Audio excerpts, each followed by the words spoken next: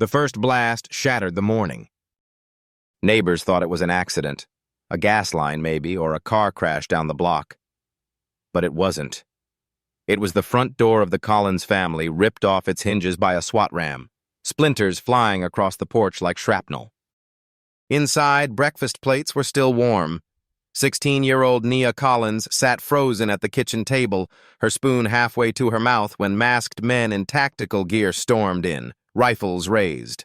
Her father, Andre, didn't even have time to stand before he was slammed to the floor. Her mother, Monica, tried to shield her daughter, only to feel cold plastic zip ties biting into her wrists. The officers shouted as though they had cornered violent fugitives. "Hands where I can see them! Don't move!" Every second was chaos. And yet, behind the shouting, there was something more disturbing. The calm precision of men who believed they were in the right house. But they weren't. The warrant they carried had a different address, a one-letter difference. 17A instead of 17B. In the cold logic of the raid, that detail vanished. All the officers saw was a black family in a predominantly white neighborhood, and for them, that was enough to kick down the door. Cameras from nearby porches caught the aftermath. Andre pinned under 3 men, blood streaking across the carpet, Monica screaming that she was an attorney, Nia with a rifle muzzle inches from her forehead. The footage raced across social media within minutes, fueling outrage, #wronghouse raid, #justice for Collins. To the world outside, it looked like another tragic mistake. Another line in a long history of wrong doors and accidental raids that somehow always fell on black families. But inside the Collins home, something far darker was unfolding. Because Monica wasn't just a lawyer, she was a civil rights attorney who had been working quietly with the Department of Justice, compiling evidence against local SWAT teams accused of targeting minorities. She knew the playbook. Raids on flimsy warrants, planted evidence, lies written into reports. And now, in her own kitchen, she watched it happen in real time. As one officer tore through the pantry, she heard the words that changed everything. "Bag it, make it stick." Seconds later, a Ziploc bag of protein powder was labeled as narcotics. Was this incompetence or was this intentional? The Collins family didn't just suffer the wrong door.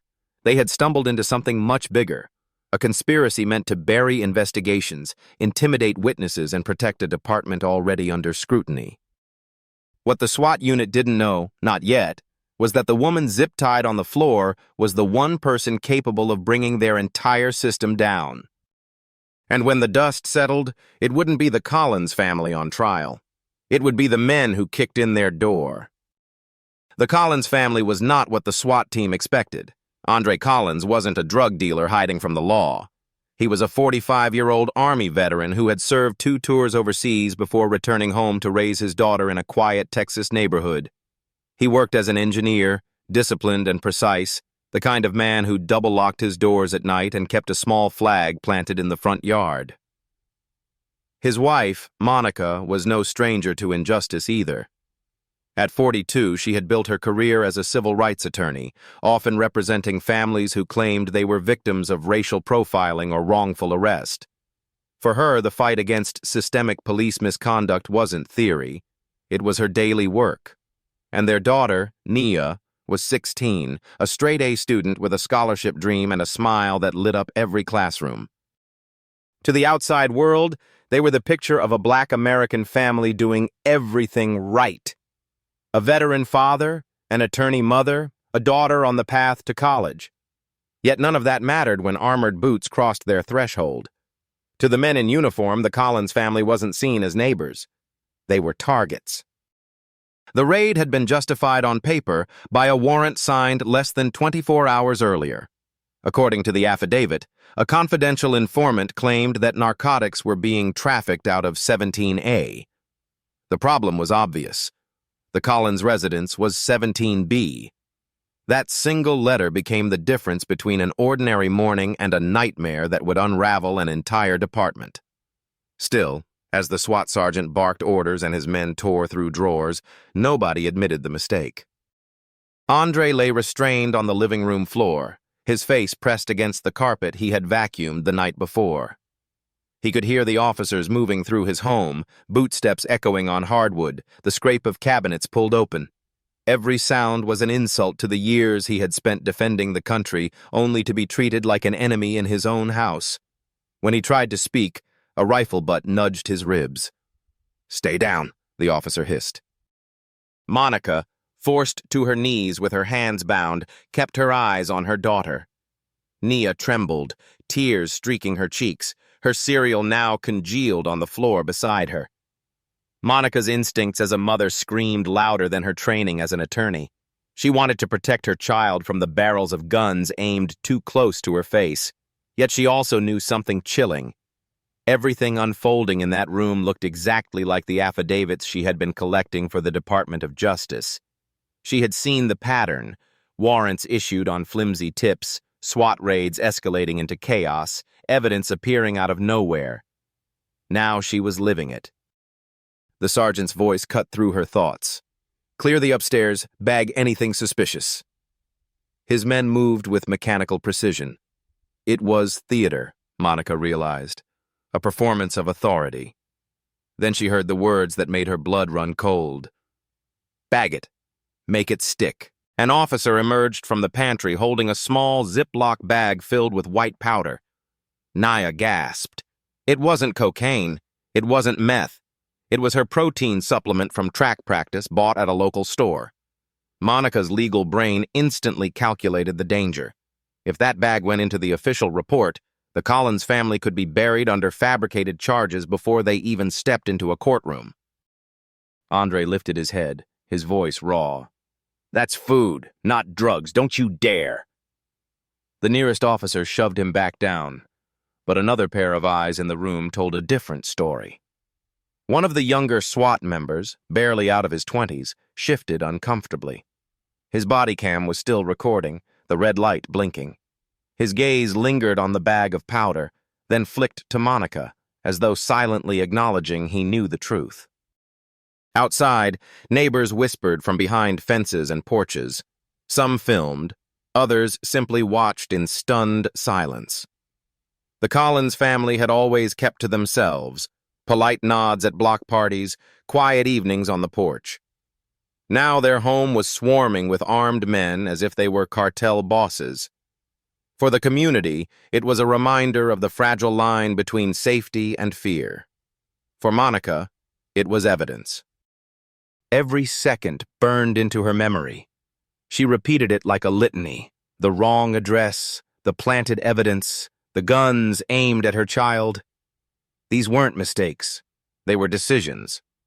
She knew how quickly police reports could twist facts, how easily words like resisting or disorderly conduct could erase the truth. She also knew her casework at DOJ was close to breaking wide open. Maybe that wasn't a coincidence. When the officers dragged Andre upright to sit against the wall, his eyes met Monica's. No words passed between them, but the message was clear. Survive now, fight later. He had lived through combat zones where survival was the first rule. This was no different. The raid lasted less than 40 minutes, but for the Collins family it stretched like an eternity. By the time the SWAT team regrouped in the yard, the front door was destroyed, cabinets ripped from hinges, and a living room that looked more like a battlefield than a family home. They left behind shattered glass, bruised wrists, and an unspoken threat. Stay quiet, or it gets worse. Yet silence was never an option for Monica Collins. That night, after the police vehicles cleared and neighbors hesitantly returned indoors, she sat at the dining table surrounded by debris. Andre nursed a split lip. Nia clutched her phone, scrolling through social media where the hashtag #WrongHouseRaid was climbing fast. The video clips from neighbors showed everything: the forced entry, the shouting, the fear etched across a teenager's face. But Monica knew viral outrage was only the beginning. If the department wanted to bury this raid, they could. Reports could be falsified. Evidence could vanish. The city could call it regrettable but lawful, unless she acted first. In the quiet of her battered home, Monica opened a locked drawer and pulled out a thin black folder. Inside were affidavits, complaints, and case files she had been gathering for months. Families across Texas who claimed they had been terrorized by the same SWAT culture. Her investigation wasn't ready for court. It wasn't even supposed to be public yet. But the raid had changed everything. Now she had personal proof. She looked at her husband and daughter, at the wreckage of their living room, at the broken front door that gaped open like a wound. Then she whispered words that Andre had never heard from her lips before. This was no mistake. And in that moment, the Collins family stopped being victims. They became witnesses in a case that would shake their city, and maybe the nation. The raid left scars deeper than the broken glass and splintered wood. In the hours that followed, the Collins home became both a crime scene and a rallying point. Cars slowed outside to stare at the wreckage. Reporters hovered near the end of the block, sensing a story but lacking the facts. And inside, the family pieced together fragments of a nightmare that refused to make sense. Andre replayed every moment in his mind like a soldier reviewing battlefield footage, the way the sergeant had barked orders without checking the address, the silence when he and Monica protested they were the wrong family, the bag of protein powder deliberately mislabeled as contraband. These weren't accidents of adrenaline. They were choices, calculated and cold. Monica, still bruised from the plastic cuffs, scanned her legal files with a sharper eye than ever. Case after case showed the same signature. Forced entry on bad intelligence, aggressive tactics justified after the fact, black families portrayed as uncooperative or resisting. Now the pattern wasn't abstract. It had a face, hers. That night, she called 2 colleagues at the Department of Justice. Her voice was steady, though her body still trembled from the shock. She reported every detail she could remember, every word she had overheard, every action that crossed the line. On the other end of the line, the official listened in silence before replying, "Document everything. Don't assume your local reports will survive intact. We'll move fast, but you need to hold your ground." It was both reassurance and warning. Meanwhile, Nia scrolled through her phone, watching the clips spread faster than wildfire. Neighbors' shaky videos now had thousands of views, then tens of thousands. One clip, showing her mother shouting, "This is the wrong house," while rifles loomed overhead, hit 100,000 views before midnight. Hashtags multiplied. Hashtag racist cop raid. Civil rights abuse. Wrong house raid. Each share pulled the story out of their neighborhood and into the bloodstream of the internet. But with visibility came risk. By dawn, trolls flooded their accounts, accusing the family of exaggerating, of hiding something. Anonymous messages slipped into their inboxes. "Stop playing the victim. You think DOJ will protect you? Think again." Andre knew intimidation when he saw it. He had spent years in combat zones where threats were meant to wear you down before the real strike came. These weren't random trolls, they were signals. Someone inside the system wanted them quiet. The following day, 2 detectives from Internal Affairs arrived unannounced. Their smiles were rehearsed, their clipboards neat, but their questions were leading. Did the family have relatives with criminal records? Had anyone in the household ever been arrested? Was it possible the suspect they were chasing had used the Collins address by mistake? Monica answered each question with the precision of a trial attorney, refusing to yield an inch. When the detectives left, Andre turned to her. "They weren't here to investigate. They were here to build a story against us." She nodded. They both knew the playbook. Shift blame onto the victims, rewrite the narrative before the truth could harden. But the Collins family had something most others didn't: proof. Andre retrieved the hard drive from the hidden security system he had installed years earlier. Military-grade cameras, almost invisible, had recorded the raid from 3 angles. The footage showed everything. The door being rammed, Monica and Nia forced to the ground, the sergeant giving the order to make it stick. And it showed the officer holding the bag of protein powder, his hesitation visible, his body language screaming discomfort. The question was what to do with it. If they handed it directly to local authorities, it could disappear. If they waited for the DOJ, the delay might allow the department to bury them under counterclaims. But if they leaked it publicly, they risked retaliation before the investigation could fully take shape. While Monica debated strategy, Andre noticed something strange.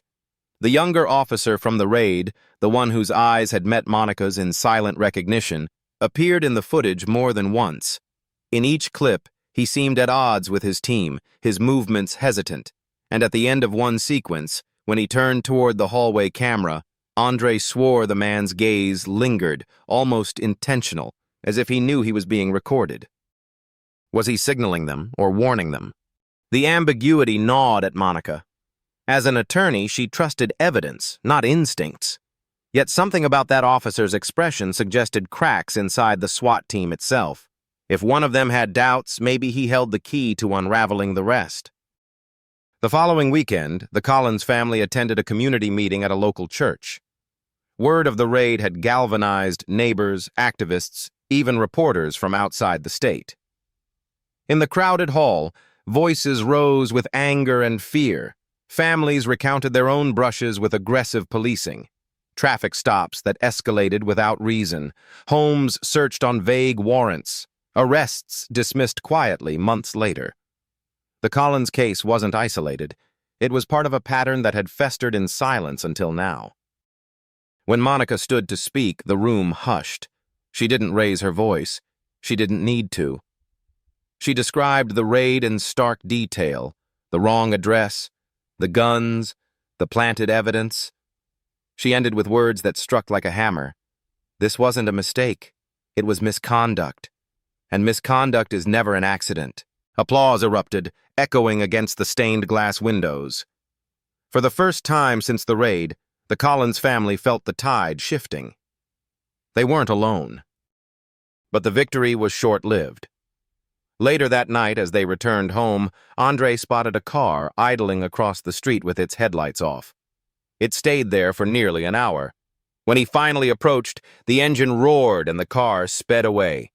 On the front porch, a folded piece of paper waited under a stone. In block letters, it read, "Drop it or pay the price."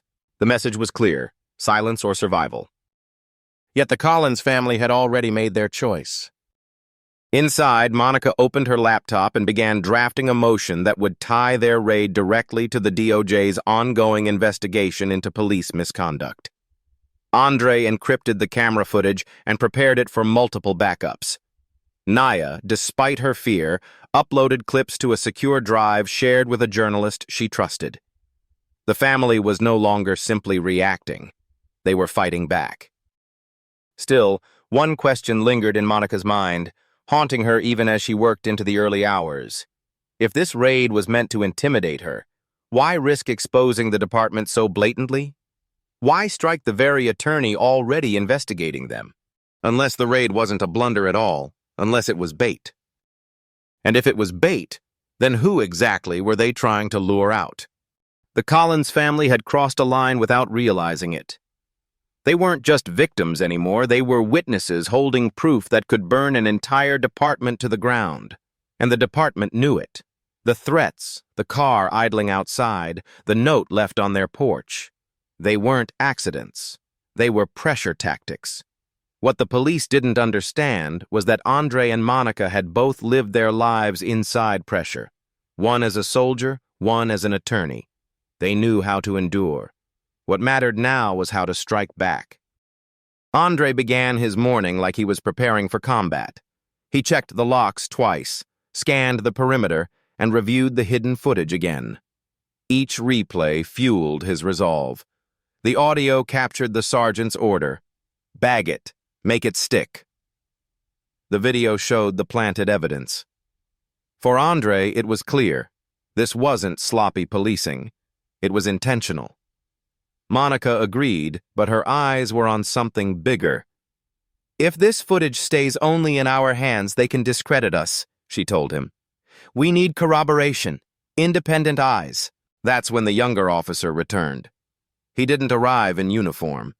He came in a plain hoodie, a baseball cap pulled low, and parked 2 streets over before walking to their door.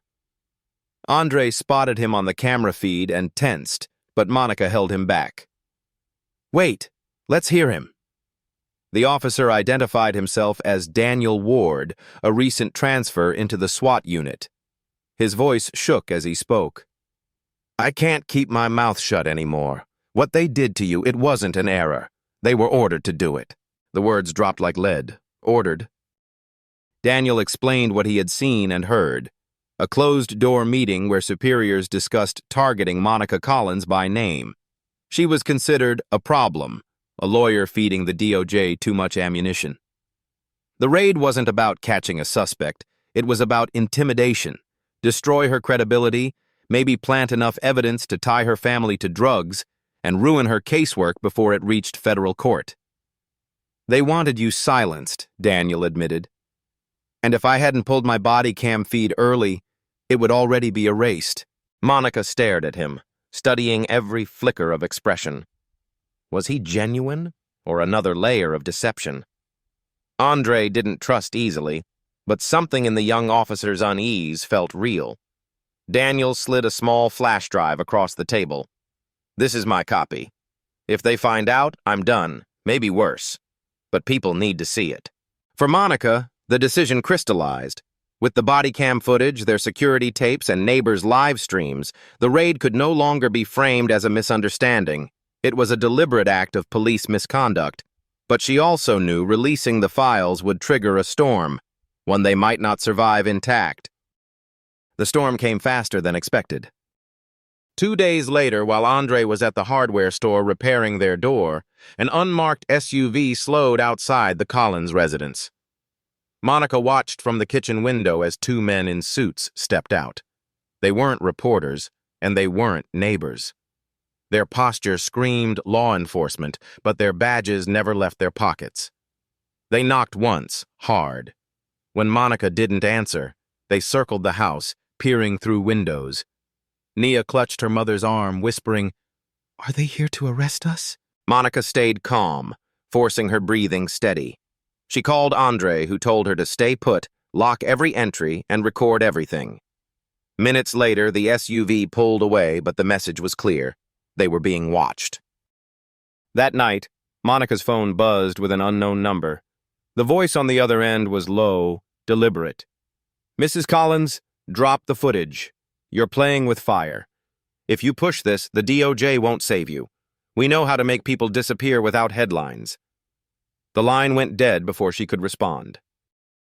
Andre returned from the garage carrying an old duffel bag, the kind he hadn't touched since his army days. Inside was a satellite phone, a burner laptop, and encrypted drives. "If they want war," he said quietly, "we'll give them one on our terms." But Monica knew brute force wasn't their path. Theirs was law, exposure, and timing. She reached out to a trusted journalist she had worked with on previous civil rights cases. The plan was simple. Deliver the footage in person, control the narrative before the department could spin it. Yet nothing about the delivery went smoothly. As Andre drove across town with the encrypted drive hidden under the seat, he noticed headlights trailing them, shifting lanes whenever he did. His combat instincts roared awake. He cut through side streets, doubled back, tested the tail. The car stayed close. At a red light, he glanced in the mirror and saw 2 men inside, one speaking into a radio. Andre's pulse hammered, but he stayed composed. "We're not leading them to the journalist," he told Monica. He turned sharply into a crowded grocery lot, parked, and pulled Nia close. "Get inside. Act normal." They walked into the fluorescent aisles as if shopping, blending into the crowd. The tail car idled outside, waiting. For the first time, Andre realized just how far the department would go to protect itself. When they finally slipped out through a back exit and took a cab, Monica clutched the drive to her chest. The footage was more than evidence now. It was survival. She knew one mistake, one misstep, and their entire family could vanish behind bars or worse. Back at home, Daniel Ward texted them a warning. "They know you have the files. Don't trust anyone inside the department, not even IA. They're all compromised." The Collins family sat in silence around their dining table, the house still scarred from the raid, the air heavy with dread. Andre broke it with a soldier's bluntness. "We're out of time. Either we go public or they bury us first." Monica looked at her daughter, at the fear that had aged her beyond 16 years in just 1 week. Then she looked at Andre. Her voice was steady, almost cold. "We go public. Tonight." The decision to go public was irreversible. Once the footage left their hands, there would be no undoing it, no quiet settlement, no second chances. Monica knew this better than anyone. In court, evidence is power. But on the street, evidence is provocation. Whoever wanted them silenced would not sit idle. The Collins family moved quickly. That night, Monica drove to a discreet meeting point in downtown Austin. The journalist she trusted, Rachel Price, waited in a dim cafe lit by flickering neon. Rachel was known for exposing corruption in law enforcement, her reporting often sparking national debate. She listened intently as Monica slid the encrypted drive across the table. Rachel's brow furrowed as she scrolled through clips, the door being smashed in, Andre pinned to the floor, Nia terrified, and the sergeant's voice, clear, undeniable, ordering the powder to be bagged as evidence. "This isn't sloppy work," Rachel whispered. "This is police misconduct on a scale that screams cover-up. If this airs, the entire city will ignite." Monica's reply was steady, "Then let it ignite." Rachel promised a story within 48 hours. But in a city where whispers traveled faster than truth, word of the leak reached the department before Rachel even left the cafe. By morning, the Collins home was swarmed again, not by SWAT, but by media trucks. Reporters crowded the street, microphones raised, neighbors watching from lawns. Andre stood guard at the doorway, refusing to let cameras inside. The narrative had shifted. Headlines read, "Racist Cop Raid, Black Family Claims Evidence Planted." Cable panels debated whether the footage was authentic. Online, the hashtags ballooned into a storm. Hashtag wrong house raid, hash police brutality, hashtag justice for Collins. Inside the department, panic set in. Officers whispered about suspensions, indictments, careers ending overnight. But higher up, the panic turned to aggression. Someone leaked a fabricated report accusing Andre of past criminal ties, claiming Monica had obstructed officers during the raid. The smear campaign was fast, surgical, designed to flip public perception before Rachel's story could air. Andre read the report online, his hands trembling with rage. "They're turning me into the suspect. They're rewriting everything." Monica gripped his arm. "That means we hit a nerve. It means they're afraid." The tension snapped 2 nights later. Rachel called Monica from a secure line. "The footage is real. I verified it with 3 independent experts, but someone is trying to block the broadcast. My station just got a legal threat claiming national security. National security, Monica. They're trying to classify this as federal intelligence material." It made no sense until it did. Daniel Ward appeared at their doorstep again, sweat beading his forehead. "They're escalating," he warned. "This isn't just about your raid.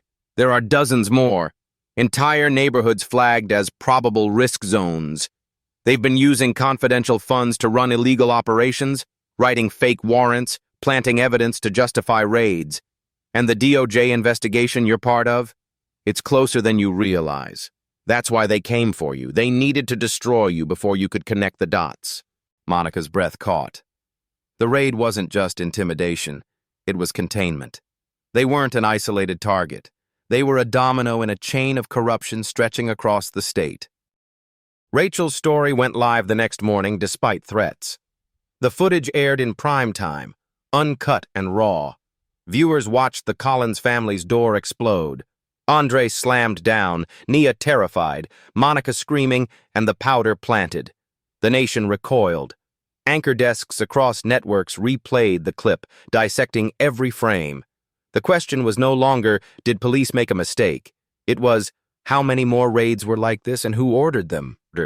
Public outrage erupted. Protesters filled downtown Austin, chanting against police brutality, demanding accountability. Civil rights attorneys filed motions en masse, citing the Collins case as proof of systemic abuse. The mayor called for an emergency review. The governor issued a cautious statement urging calm and trust in due process. But calm was impossible. Inside the department, factions splintered. Some officers demanded the sergeant's resignation. Others circled wagons, insisting the footage was doctored. The sergeant himself held a press conference, glaring at cameras as he declared, "We followed protocol. This family's claims are a coordinated attack on law enforcement." His words rang hollow against the images playing on split screens behind him. Yet the climax of the storm came not on television, but at the Collins home.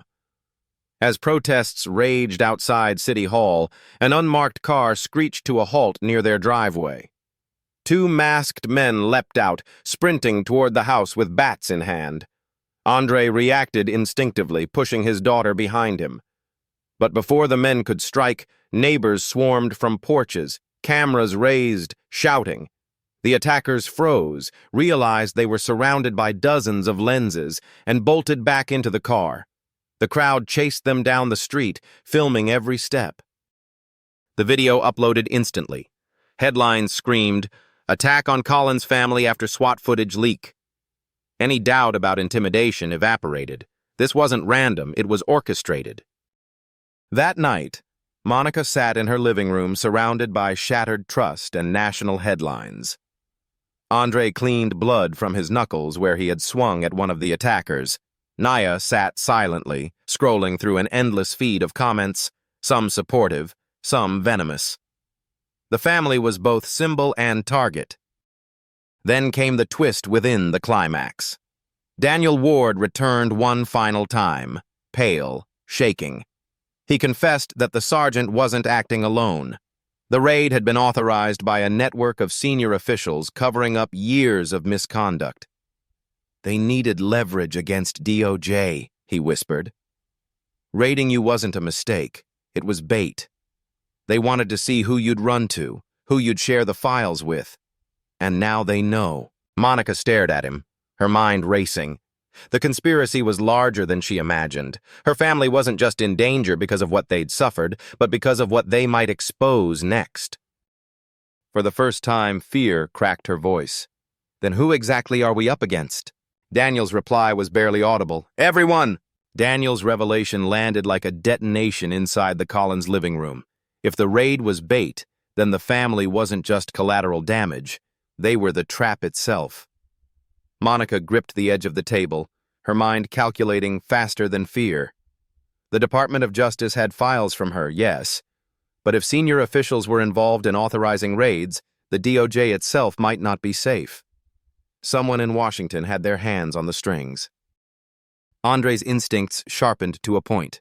"We can't wait for them to come again," he said. "We need to flip the game." His voice carried the authority of someone who had once commanded men under fire. Monica nodded, though her strategy leaned different. "If they wanted to track who we'd turn to, then we show them. We give them something they can't bury." The plan was dangerous. Deliver the full cache of evidence, not just to DOJ, but simultaneously to the FBI's Civil Rights Division and trusted media outlets nationwide. A multi-pronged release would make erasure impossible. But it meant moving fast, before the department tightened its grip.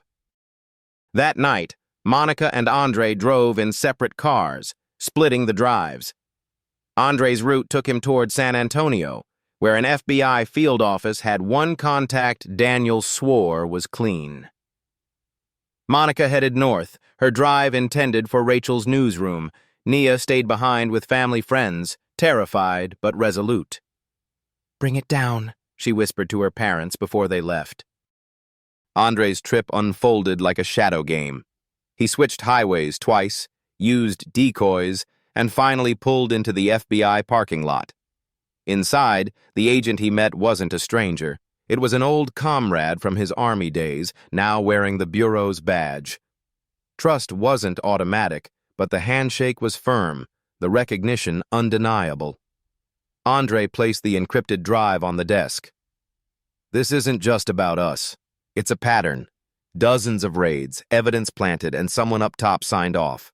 The agent's eyes narrowed as he scanned the first files. If this is real, it's not just misconduct. It's organized crime in uniform. He promised to escalate, but Andre caught the hesitation. The Bureau wasn't immune to politics. Even inside the FBI, factions could strangle a case before it breathed. Meanwhile, Monica's journey north twisted darker. Halfway across town, she spotted flashing lights in her mirror. A cruiser pulled behind, sirens slicing the night. Her pulse spiked. Was this coincidence or interception? She eased to the shoulder, rehearsing her rights in her head. The officer approached, flashlight slicing through her window. His face was unfamiliar, his badge number blurred by the glare. License and registration. His tone carried none of the politeness of routine stops. Monica handed over her papers calmly. "Where are you headed, ma'am?" the officer pressed. She answered with silence, forcing the law to hold. His eyes flicked to the passenger seat where her bag lay zipped. Before he could demand it, headlights appeared from the opposite lane. A black SUV slowed, its door opening. The officer stiffened, then muttered something into his radio before handing back her license. "Drive safe," he said sharply, retreating to his cruiser. Seconds later, both vehicles peeled away in opposite directions, leaving Monica shaken but intact. She drove the rest of the way, gripping the wheel so tightly her knuckles blanched. At the newsroom, Rachel met her at the door. They locked the drive in a secure server and began uploading files under heavy encryption. The footage, once aired, could topple more than just a police unit. It could expose systemic rot tied to federal funding streams, civil asset forfeiture abuse, and fraudulent reports designed to siphon millions. "This isn't just racist cops terrorizing families," Rachel said. "This is profit, a machine." Back in Austin, pressure mounted. Protest crowds doubled, then tripled, flooding the courthouse steps. Signs bore the Collins name beside slogans: "Stop police brutality, end racist SWAT raids, justice now." The mayor demanded resignations. The police union countered with denials. Tension reached a fever pitch. And then the leak hit. Rachel's story went national. Networks across America replayed the footage, anchormen speaking with outrage. The sergeant's words, "Make it stick," blared through living rooms coast to coast. Social media erupted, with millions of shares under hashtags like #PlantedEvidence, #FBI investigation, #Justice for Collins. The Collins family was no longer just a local headline. They were a national flashpoint. But victory carried its own backlash. Within hours of the broadcast, the Collins home was vandalized. Windows shattered under bricks, their garage sprayed with slurs. Andre stood in the wreckage, jaw set, while Monica documented every inch. "They want us rattled," she said. "But every stone they throw is more proof of retaliation." The true reversal arrived 2 days later. Daniel Ward, the young officer, vanished. His phone went dark. His apartment was found ransacked. Files missing, bodycam drives gone. The department claimed he had fled to avoid investigation. Monica didn't buy it. She knew disappearance when she saw it. Daniel had been silenced, whether by force or by fear. Then came the call from Washington. A senior DOJ official requested Monica's immediate presence for a closed session. Andre insisted on accompanying her, his military instincts screaming trap. They arrived in a sterile federal building where men in suits ushered them into a conference room. On the table sat stacks of files, some bearing her own notes, others she had never seen. The official leaned forward. "Mrs. Collins, you've unleashed something far larger than your case. We now have evidence that dozens of raids were falsified across Texas and beyond. But the people you're up against aren't just local cops. They have federal shields, contracts, and political cover. You've put a spotlight on them, but you've also painted a target on yourself." The words chilled her more than threats on her porch. This wasn't reassurance, it was warning. The implication was clear. Proceed, and she might bring down giants, or be crushed beneath them. Andre's reply was blunt. Then you'd better decide which side you're on. The Collins family left the federal building with no sense of victory. If anything, the air felt heavier, the shadows longer. The DOJ official's warning echoed in Monica's ears. Evidence of systemic abuse was in their hands, but so was the knowledge that powerful figures would fight to the last breath to bury it. She looked at Andre as they walked into the parking lot. "They're not telling us everything," she said. He nodded. "Which means we keep moving as if every step is being watched." Back at their house, the street was lined with protesters, cameras, and police cruisers. Supporters chanted their names, but a counter-crowd had also formed, waving flags and accusing the Collins family of slandering good cops. The atmosphere crackled like a live wire.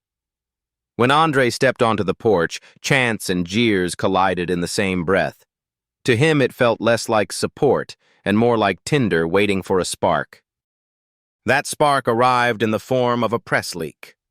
A local station released excerpts from a sealed police file claiming Andre had once been investigated for weapons trafficking during his Army years. It was fiction, an old clerical error already cleared, but broadcast now as if it were truth. Headlines screamed, "FBI looks into Collins family patriarch."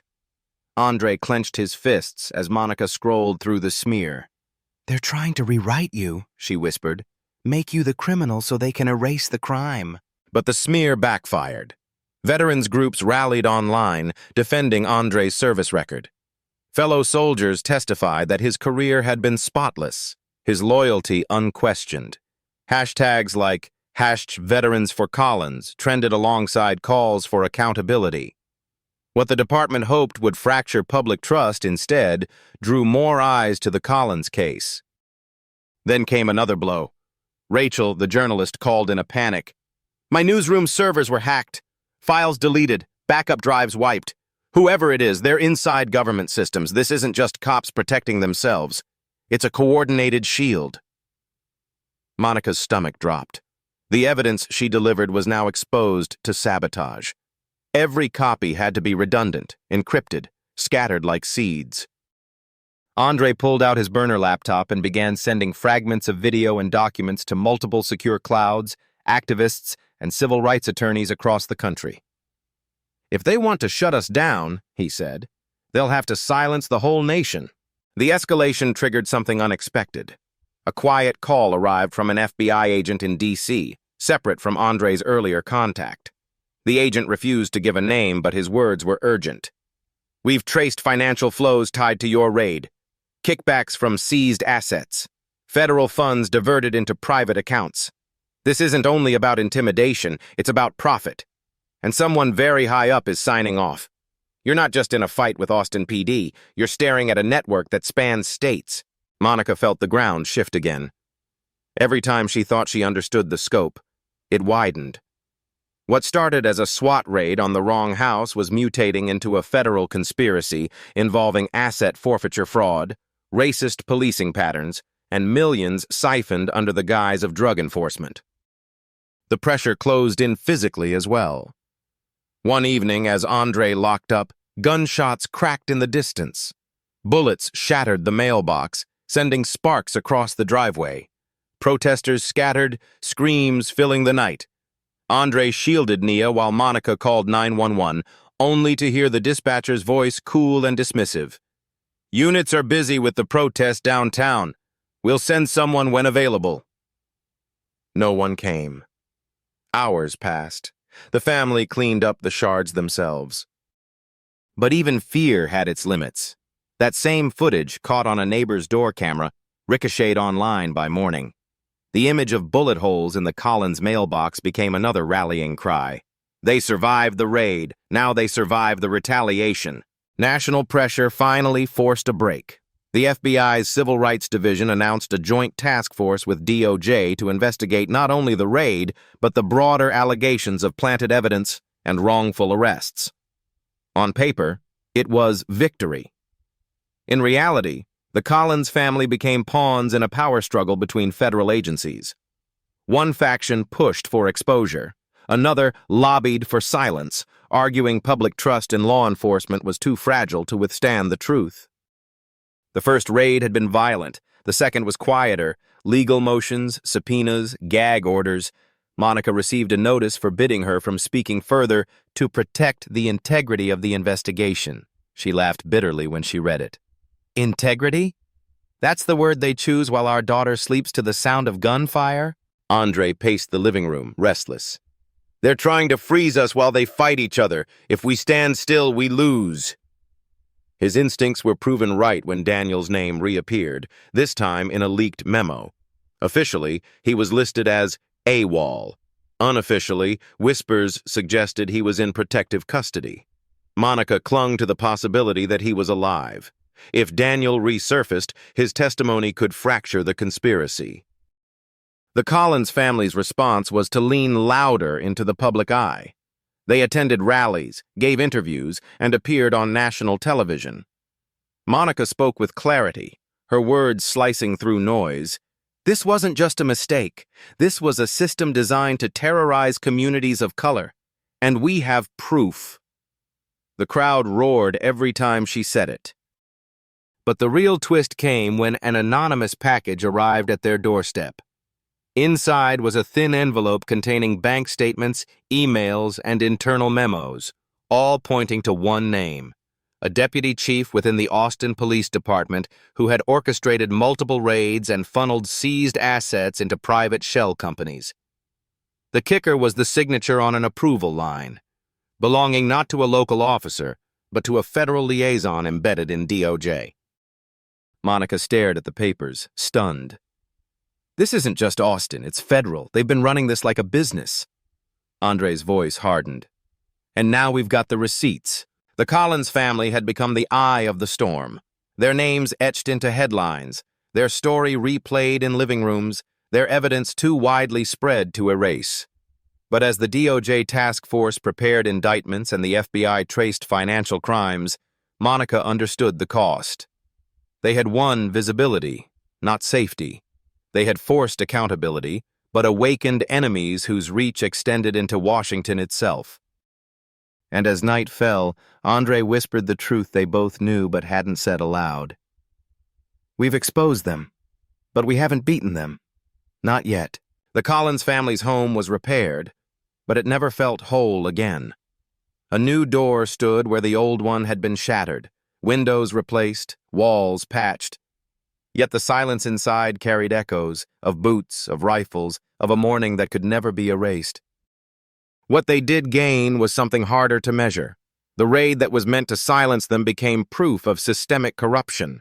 The intimidation meant to terrify them only amplified their voices.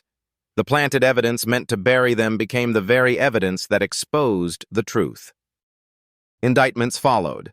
A handful of officers faced charges, the sergeant included. A deputy chief resigned. Federal funds were frozen. For headlines, it looked like justice. But Monica knew better. Justice wasn't a finish line. It was a fight renewed every day. So she kept working. Courtrooms across Texas began hearing cases from families who now felt brave enough to speak, emboldened by the Collins story. Andre spoke to veteran groups, warning about militarized policing. And Nia, once a terrified 16-year-old on her kitchen floor, turned her essays into a scholarship path to study civil rights. Their private pain became a public cause. The Collins case grew beyond Austin. It became a symbol, a mirror reflecting America back at itself. For some, it was the courage of a family who refused to bow. For others, it revealed the fragility of systems that hide behind badges. And for officers still meeting in back rooms, it was a warning. No door stays closed forever. One evening, Monica stood on the porch as the sun dipped low, her neighborhood calmer now, neighbors nodding with respect that hadn't been there before. Andre joined her, his voice low but certain. We survived. Monica shook her head. No, we changed the story. Because in America, stories matter. Who gets called criminal? Who gets believed? Who carries a badge and who bears its weight? The Collins family forced the nation to confront those questions, not as statistics, but as people in their own living room. Months later, when Nia was asked what she remembered most, she didn't talk about guns or shouting. She didn't even mention the planted bag of powder. She said, "I remember my mom telling them it was the wrong house, and I remember thinking, if this keeps happening, then it's the wrong country." Her voice didn't shake when she said it. And that truth, from a teenager who had stared down rifles, was the real ending. The raid started with a shattered door. It ended with a mirror held up to the nation. And once that mirror cracked, everyone had to decide what they saw.